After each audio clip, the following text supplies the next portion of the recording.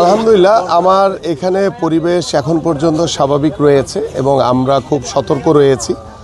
যারা উস্কানিদাতা, যারা বিশৃঙ্খলা করার চেষ্টা করছে, যারা ঘরে ঘরে গিয়ে টাকা দিয়ে ভোট কেনার চেষ্টা করছে, তাদের বিষয়ে আমরা সতর্ক রয়েছি। আইন শৃঙ্খলা বাহিনীও সতর্ক রয়েছে এবং ইতিমধ্যে কিছু বিষয় আমাদের চোখে পড়েছে এবং আমরা সেই বিষয়গুলো আইন শৃঙ্খলা বাহিনীর সাথে কথা বলেছি যে আমাদের আগামীর ত্রয়োদশ জাতীয় সংসদ নির্বাচনকে ব্যাহত করার জন্য একটি দল তারা বিভিন্নভাবে টাকার প্রলোভন, বিভিন্নভাবে বিশৃঙ্খলা করে একটি অস্থিতিশীল অবস্থা তৈরি করার চেষ্টা করছে এবং তাদের যে মিথ্যাচার, মিথ্যা প্রতারণার মাধ্যমে সাধারণ মানুষকে প্রভাবিত করার চেষ্টা করছে।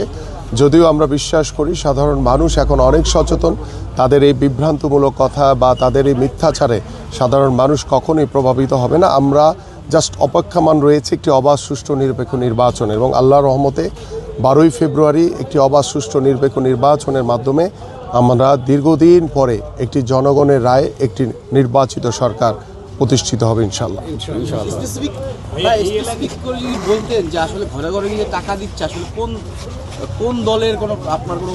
আমি আগেও বলেছি, এখনও বলছি যে জামাত তারা ঘরে ঘরে গিয়ে টাকা দিয়ে অসহায় মানুষকে টাকা দিয়ে তাদের ভোট কেনার চেষ্টা করছে এবং তারা গতকালকে শবে বরাত গিয়েছে।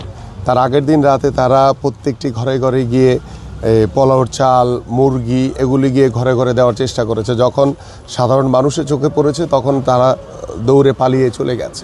তো এই ধরনের যে মিথ্যাচার, এই ধরনের যে প্রলোভন দেখিয়ে ভোট আদায় করার যে অপচেষ্টা, এটা আমার কাছে মনে হয় যে আমাদের যে একটি নিরপেক্ষ নির্বাচনকে ব্যাহত করবে। কারণ আমরা চাই অবাধ, সুষ্ঠু, নিরপেক্ষ নির্বাচন। সেই নির্বাচনের মাধ্যমে জনগণের যাতে সর্বাত্মকভাবে তাদের রায়টি যাতে প্রতিষ্ঠিত হয়, কোনো বিভ্রান্তিমূলক কোনো মিথ্যাচারের মাধ্যমে যাতে কোনো ভোটকে যাতে কেউ বানচাল করতে না পারে আমরা চাই।